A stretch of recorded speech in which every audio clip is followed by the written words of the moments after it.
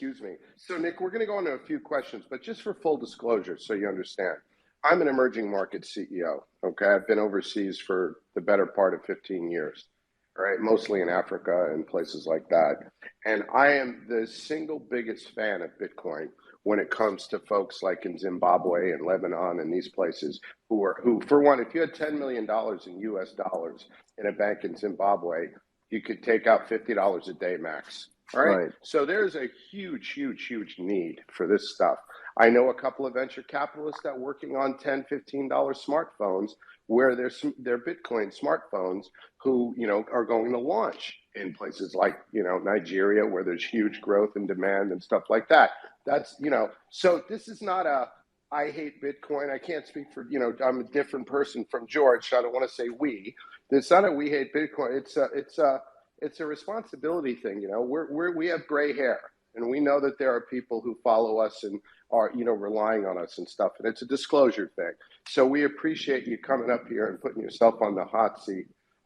If you don't mind, I'd like to open this up to some questions for people who actually know a hell of a lot more than me from Bitcoin. And by the way, Nick, once these garbage coins do flush, whether Bitcoin's 1,000, 10,000, or 100,000, I'll probably buy it. That's the risk. To me, that's the risk of owning crypto now, is all of the shit that's in there. So, so once that stuff goes away, I will personally feel comfortable, because I do think there's value for Bitcoin in the world.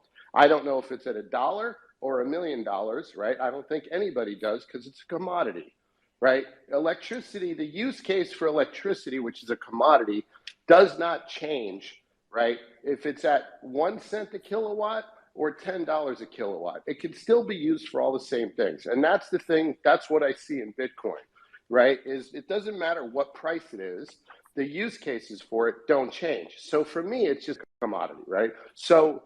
But I think there's a lot of value in it. Just for the record. Hey, Neo, come on up, ask a question, then we'll go to Aleph Null, please. And sorry, guys. Unfortunately, this was not something I had in my schedule for today. But so I'm gonna have to hop in about 5. But I think I can take a question before we go. Okay, let's get 2 or 3 questions if you don't mind, and then when you have to hop, you have to hop. Go ahead, Neo. Quick one. 3 Aces, I appreciate it, and Nick, thanks for coming up and having the opportunity to ask this question.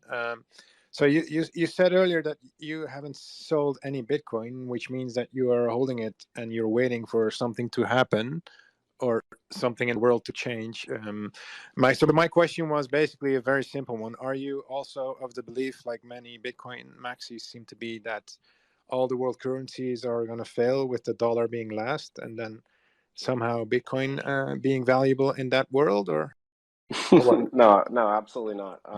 I think the world has too many sovereign currencies. I don't think every 2-bit country should be brewing their own, and I think we are going to have basically a massive sovereign debt crisis, and that's going to come with massive devaluations for the vast majority of sovereign currencies. I mean, even the Japanese yen is experiencing like significant issues right now. I think Bitcoin, or actually crypto infrastructure, extends the reach of the dollar materially. You see there's $150 billion of stable coins. What 3 Aces was talking about is true. Like, there's significant demand for specifically stable coins in emerging markets. We see that empirically. And so I think actually the dollar will probably extend its network effect through the direct-to-consumer distribution of dollars globally via stable coins on smartphones, which give you the ability to get dollars outside of the banking system. So, I think Bitcoin's an accelerant to that. I do think, ultimately the existence of cryptocurrency puts pressure on monetary authorities that are sort of not very reliable and don't do a good job of managing their currencies. But yeah, all the evidence we have now suggests that, the crypto infrastructure entrenches the dollar. I don't know about the weakest currencies. I do think they'll probably suffer crypto dollarization at a minimum. That's kind of what we're seeing in places like Turkey, Lebanon, Nigeria, things like that. You're seeing central banks start to get really concerned. So that's sort of my view on that. But cool. So what are you waiting hold for? On. Neo, sorry. Hang on. He's got a few minutes. He answered a question. Please, let's. Kantro, do you have a quick one before I went to a few hands, or no? Well, yeah, the question I was just going to ask real quick. So Bitcoin over the last two and a half years, and this goes to the point about whoever shouted earlier that macro doesn't really play a role in Bitcoin or crypto. But at least for Bitcoin, the performance profile has increasingly over the last 2.5 years, starting in 2019, just looked like a pure beta trade, and which is about as macro as it gets. So, that relationship has been locked tight and continues to be. Is that something that worries you, Nic? That if we continue to see a market sell-off, recession, beta is going to get clocked. Do you have any idea or any views why that relationship exists, or why it should break down?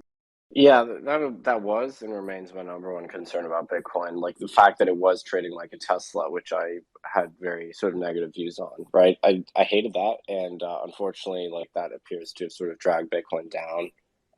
I was hoping that it'd be more gold-like, but it's clear that sort of the holder base influenced, the nature of Bitcoin, in terms of its correlations to other risk assets. And I think the fact that it became so institutionalized also is a poison chalice, right? Because those like institutional entities, they have like liquidity issues that are much more in lockstep with the market, and so now you see like whenever market puke, Bitcoin is the first thing to sell off because people want to like free up liquidity, and it's a pretty liquid asset.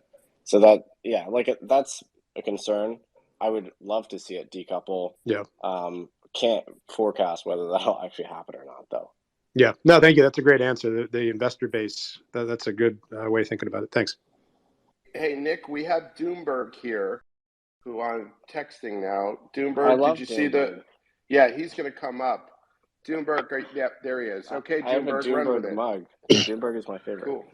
Yeah.